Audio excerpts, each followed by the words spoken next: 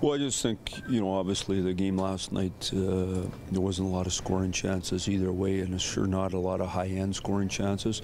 We'd like to limit that again. I think it was very, I don't know if you want to call it sluggish or clogged up or whatever early, and we'd like to see it the same way. Obviously, Boston's a way better team at home than they are on the road.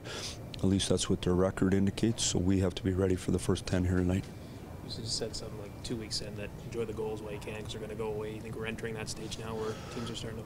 Well, I think, yeah, I mean, the goalies usually get better and the teams usually tighten up, and the special teams, the penalty kills usually get better. So, I think that's part of it, obviously. I think you go through different cycles in the year, and sometimes goals are harder to come by. We went through a stage there where Mitchie and Bozak's group, James weren't scoring as much and weren't playing as much, and they seem to be back, so I think that'll help us offensively for sure, but it's always tight times during the year. You got to find a way to manufacture goals.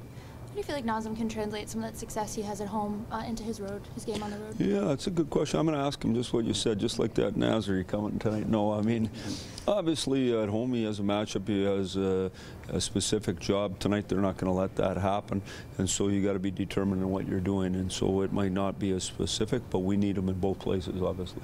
The ability to win defensive zones consistently, as we saw last night, is that a challenge against a team like Boston? Well, I mean, just Boston starts with the puck lot just because of Bergeron alone, and so they got 3 real high-end players up front. They're tough to handle. And saying all that, though, is the quicker you execute on defense, the quicker you're on offense, the more fun the game is. So you want to spend as less time as you can on defense. So our priority for tonight is to get after their D, and they'll have the same priority, so we can spend some time in the O-zone. Mike, what is it about Bergeron, the way he processes the game, that's special? Well, if you line Berge up and you said we're going to race from end to end, it wouldn't be pretty. But because his brain's better than everyone else's, and he's smarter than everybody else, and he sees what's happening, he ends up being the quick.